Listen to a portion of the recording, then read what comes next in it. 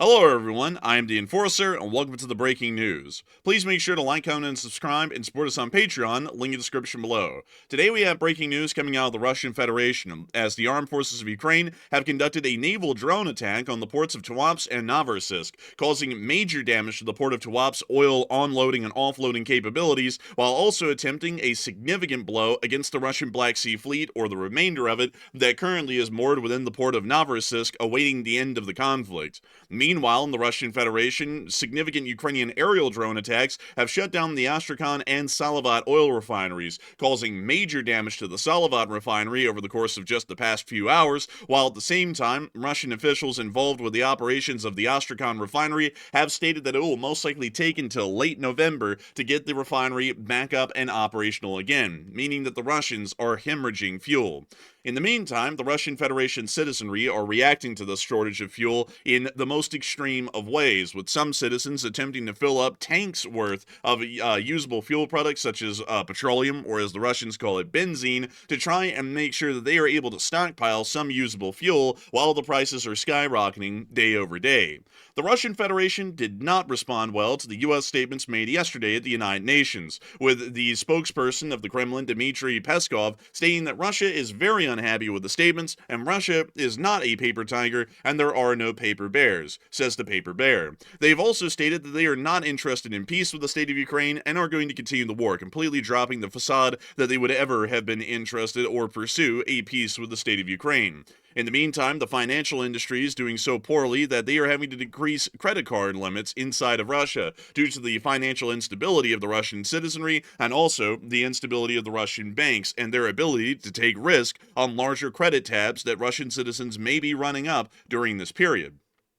On top of that, we have been able to hear of further provocations by the Russian Federation against NATO, as we were able to hear that the Spanish defense minister's A330 flying through the area of the Baltic Sea today actually came under GPS jamming attacks from the Russian Federation's electronic warfare forces inside of the Kaliningrad Oblast. In the meantime, the United States of America appears to be preparing some sort of a larger response, as a entire air squadron worth of A-10 Warthogs taking off from Moody Air Force Base in Georgia will now be outbound to the area of Europe here in the near future. We will also be representing that on our force disposition map as soon as we get information available to show exactly what air squadron that is and what base they are currently being operated out of. The Islamic Republic of Iran has also run into some more issues today, as they are now restoring their missile sites in preparation for a future war with Israel, while their proxy, the Yemeni Houthis, actually ended up landing a successful strike, unfortunately, on the southern Israeli port of Eilat. The Thai-Cambodia situation is continuing to spiral further towards another armed conflict, as we are seeing significant buildups of Royal Thai Army forces along the Cambodian-Thai border after 4 Cambodian soldiers crossed the demilitarized zone about 2 days ago and have caused another significant armed buildup between the two nations. We have a significant amount of news, and we're going to be making sure to get y'all into each and every single piece of what we have been able to hear over just the past day. Moving us directly into the southern regions of the Russian Federation, into Tuapse and Novorossiysk, we have been able to hear that the Ukrainian armed forces, that particularly of the Ukrainian Navy, have conducted decisive strikes against the Russian Federation's ports of Novorossiysk and, most importantly, Tuapse. Using Magura-based naval drones, they were able to run these drones several hundred miles through the Black Sea and directly to the ports of Tuapse and Novorossiysk, most importantly at Tuapse. Tuapse is a smaller port that really has rarely ever been mentioned here on the channel, but it is one that has been somewhat significant to the Russian Federation in the past. With significant fuel storage sites here at the port, it is able not only to keep a larger available fuel reserve in terms of crude oil and usable fuel products for the Russian Don region, which is the southern part of Russia, but it is also able, with these oil loading platforms, such as the one seen here, to be able to load up that oil onto vessels that are then able to transport farther out to countries like India and China, and to be able to return Russia a profit. You can actually see some of these vessels being loaded up right here. This is a fairly significant sort of an operation, and the Russian Federation's ports that are capable of conducting these operations are becoming thinner and thinner. The port of Ust-Luga was knocked out in prior attacks, at least for several months on end, and we also were able to hear that the far north Russian port of Primorsk was also knocked out as well, at least in terms of its temporary ability to onload or offload any crude oil onto Russian vessels that are then attempting to sell that oil to other countries and continue to finance the Russian war effort. Tuapse is one of the few that is left in the entirety of Western Russia that possesses this ability, and the Ukrainians have been able to knock that out as of today. We got some wildly interesting footage of the attack in the midst of its ongoings by the Ukrainian armed forces and also from the Russian spectators on the wharfs and piers inside of the city watching the attack take place. And I'll actually show y'all all the footage that we were able to get, including this one, just showing bands of civilians gathering together out on the pier to just watch the Russian Navy or the Russian Coastal Defense Forces attempt to stop the incoming Magura drones from causing even further damage to the Russian oil port facilities.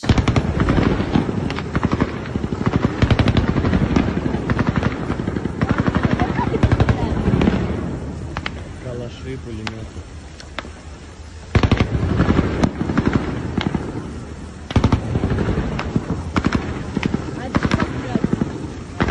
That Magura appears to have actually been stopped, and a lot of people would think from watching this clip, while they couldn't have done a lot of damage, it appears that they stopped that Magura and generally shot the motor out, and it pretty much was sitting there drifting along in the water. Well, that's not exactly the case. That video actually came before the rest of them, and here is the actual video showing one of the first Maguras entering the port and actually landing its successful hit right on the oil loading pier on the southern side of the port of Tuapse. Here's the clip.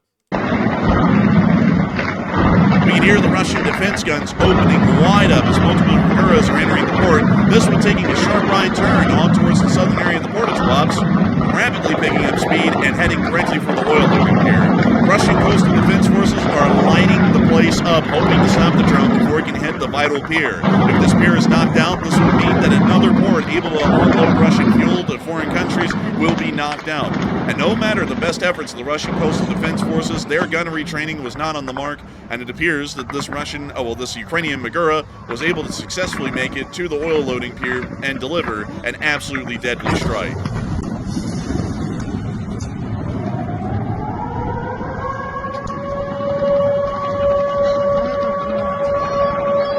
Drones continue to flood into the port of Tuapse as the sirens start to sound, clearly denoting that the oil port has been given its death knell.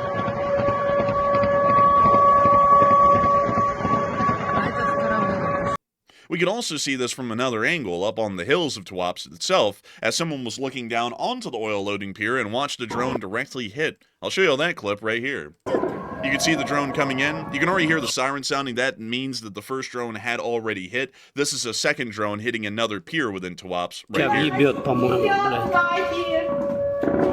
And there's the second hit. And quite a powerful one at that.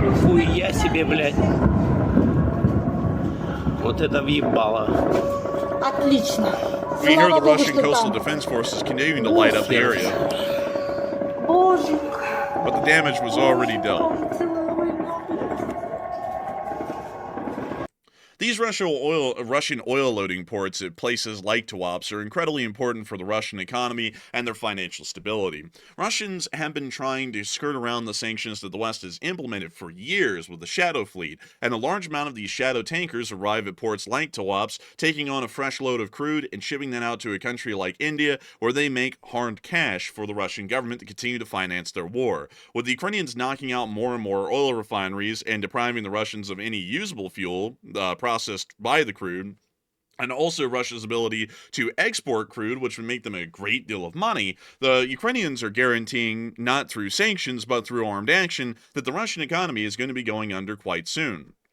While the attack was happening on Tuapse, simultaneously about 80 miles or 100 miles north of the port of Tuapse was the port of Novorossiysk, which was also under a very similar attack as Ukrainian drones, such as the Maguras, were attempting to hit the Vostochny Rayon. The Vostochny Rayon being incredibly important for the Russian Navy, as the last remaining remnants of the Russian Black Sea Fleet are literally all moored within this one area of the Novorossiysk port. The Vostochny Rayon is pretty much a military district of of the port and has a special partition and breakwater to ensure that these vessels, at least to some degree, would remain safe while being moored here at the port. This has come under attacks multiple times, and it doesn't appear that this Ukrainian attack was as successful as the one that happened down at Tuapse, but we did get a decent amount of footage showing us the attack as it was unfolding. You can actually see the mouth of Novorossiysk here, as the drones will be moving from right to left on screen, heading towards the Vostochny Rayon. We can see them watching the Magura. You can actually see its wake out there in the sea. And we can also see other hits that the Ukrainians landed inside the city. We believe that this was from the air-launched drones, which also were a limited part of this attack, some of them being shot down and landing on the buildings below inside the city and breaking out fires and causing explosions in places that they weren't supposed to.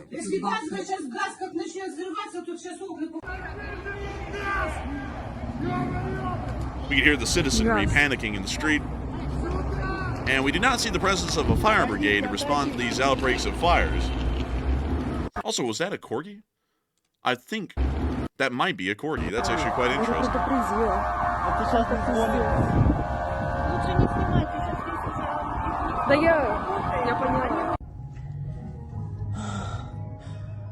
We can also see the damage caused to some of the buildings in Novorossiysk from the explosions. And it appears that one of those drones, at least that landed down there, caught several cars on fire.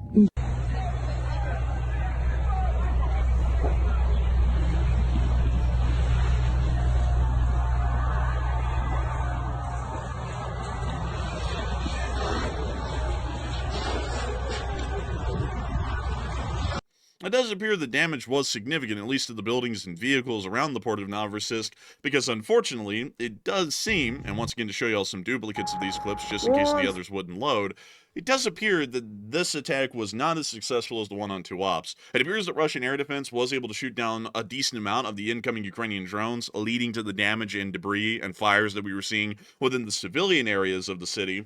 And it also appears that the naval drones were not able to actually breach the Vostochny Rayon, at least from what we can tell right now, and cause any damage to the remaining Black Sea fleet. But here's another clip showing you all the Novorossiysk attack. Вон, смотри, что там. Вон оно. And then in our last clip, this is one just showing the mouth of the port of Novorossiysk again, with the Maguras attempting to enter.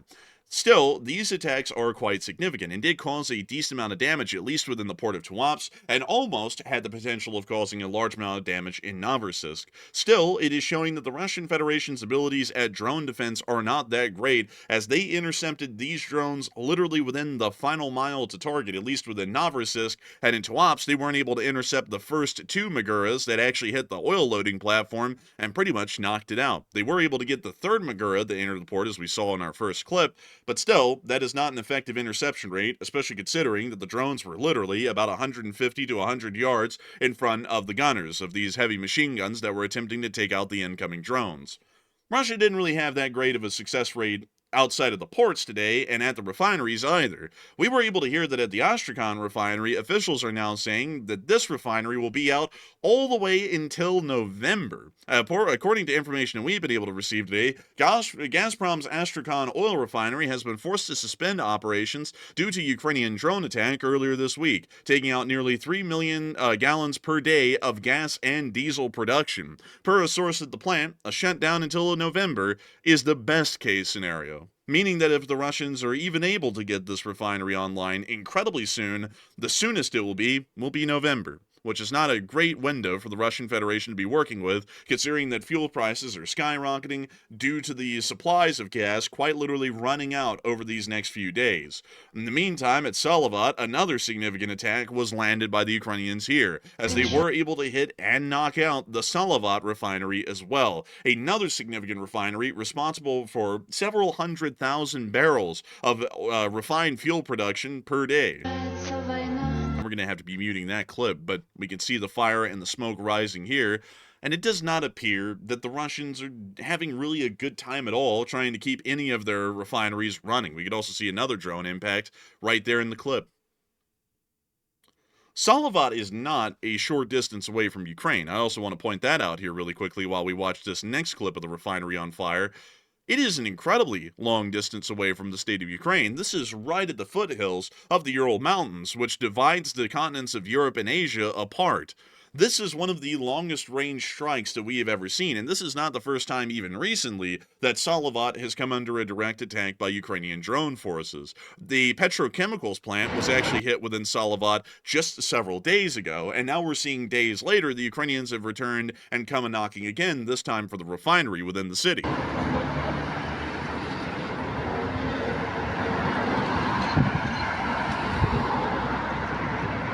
And then we also have this clip as well, once again showing the skyline and the smoke and fires coming from the refinery.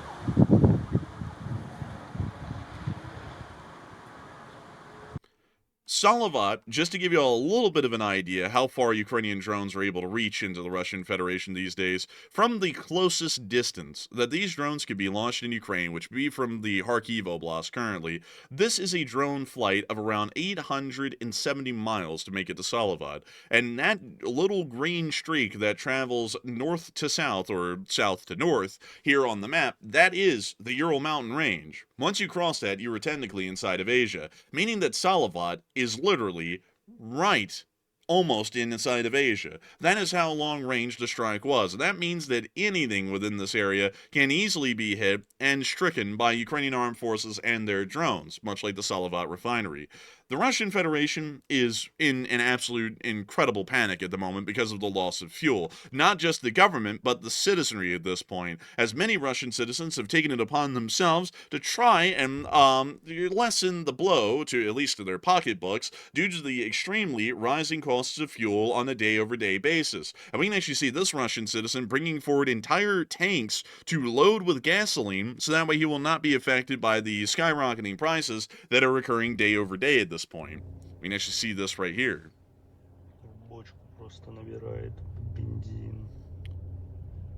The financial situation is getting so bad for these citizens who are trying to save their pocketbooks from the rising costs of the fuel that they most likely will not be able to afford in the coming weeks.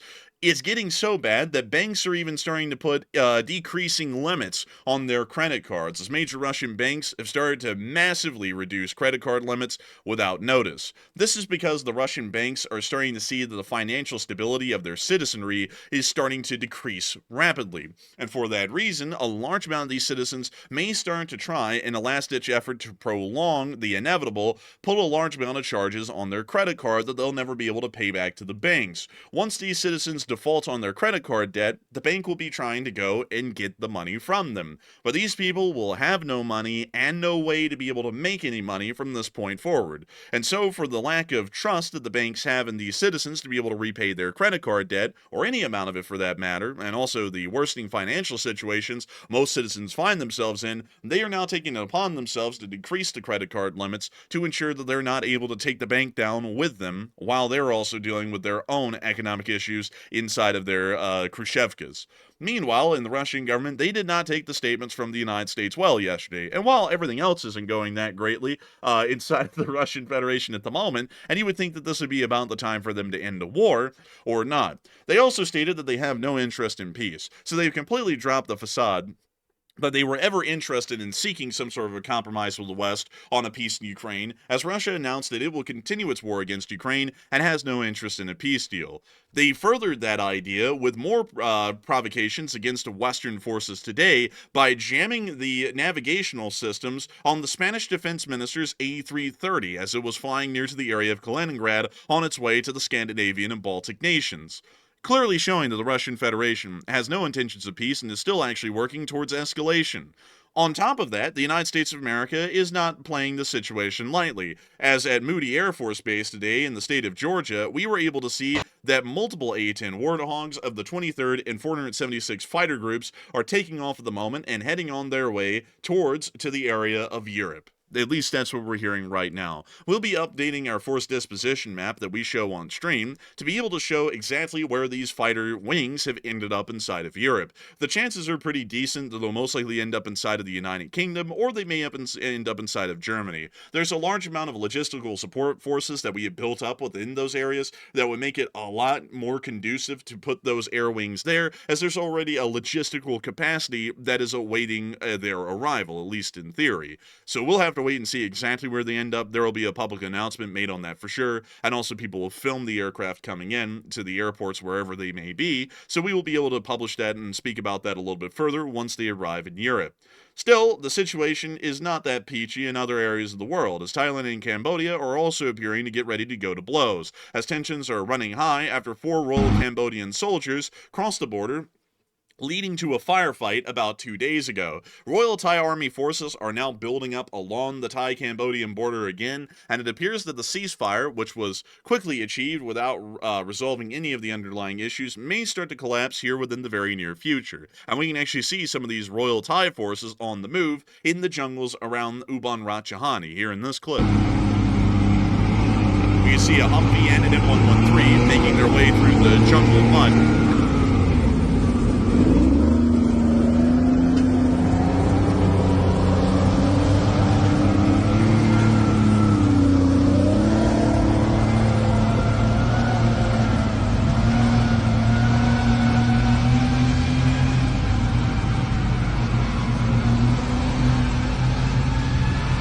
We now see the M113s being followed up by Scorpion armored tanks, or light tanks.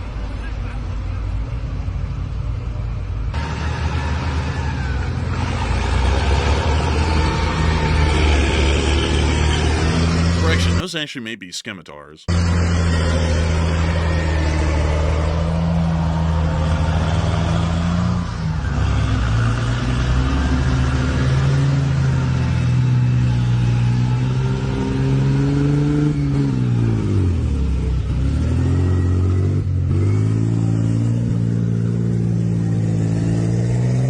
And a correction for folks, those actually are Scorpion light tanks. So I just want to make a clarification on that while I was on air filming this video, because it was a little bit unclear whether it was a Scorpion or a scimitar, but it appears that they actually were Scorpion light tanks instead. Still, the situation and the tensions are running high between the two countries, and at this point we are expecting that firefights will most likely break out along the border, and the Royal Thai Army and the Royal Cambodian Army will start to enter another border war here within the next few days. Inside of the Middle East, we also heard that the Islamic Republic of Iran is restoring their missile sites as rapidly as they can, most likely in preparation for the next phase of the war with the State of Israel, as we generally do believe that is going to be coming around a second time. We can already see that a great deal of renovation efforts were being conducted at those bases, and will most likely be ongoing up until the very moment of the next outbreak of war with the Israelis. Unfortunately, today, the Israelis did suffer a bit of a hit at the port of Eilat in the very southernmost region of Israel, as a Yemeni drone was unsuccessfully intercepted by the Iron Dome systems, and the drone was able to make its way into the Eilat city area and actually land onto its target. We will not be able to show the clips due to them most likely being graphic by YouTube's definition, but we do have them on the map here, and if you would like to see these clips, we will have a link in the description below. Nobody gets harmed in the clips, I just want to make that clear, but I'm not really sure if YouTube would like us to show a drone landing and exploding within a possibly populated area. So we are going to be putting those clips inside of our map, link in the description below on this video, but we will not be showing them here on air. Still, this is the first time ever that we've seen the Yemeni Houthis land a successful hit inside of Israel for the longest time. As a matter of fact, I can't even remember the last time they actually landed a successful hit on the Israelis. This will most likely lead the Israelis to begin another air campaign against the Yemeni Houthis, and also another attempt at a decapitation attack trying to take out top Yemeni leaders and officials. But we'll generally have to wait and see what the Israeli response will be, but generally knowing the Israelis, the response will be incredibly large and also incredibly swift, most likely happening within the next few days, or maybe even within the next few hours from now. But nevertheless, that is all of the major news that we have for today. I have to thank you all so much once again for watching, and if you all have enjoyed, please make sure to like, comment, and subscribe. And if you've really enjoyed the channel and you would like to help us to make this channel possible, please make sure to support us on Patreon. For about the cost of a cup of coffee a month, about $5, you can help us to keep this channel possible and keep it on air, continuing to publish videos and information like this, and helping me and Enforcer Matt to keep ourselves working on this channel as our full-time job. So if y'all would like to, please make sure to support us on Patreon. But nevertheless, we are more than happy alone that y'all spend a lot of y'all's time here on this channel listening to the news every day. I have to thank you all so much once again for watching, and of course, we will see you all in the next one.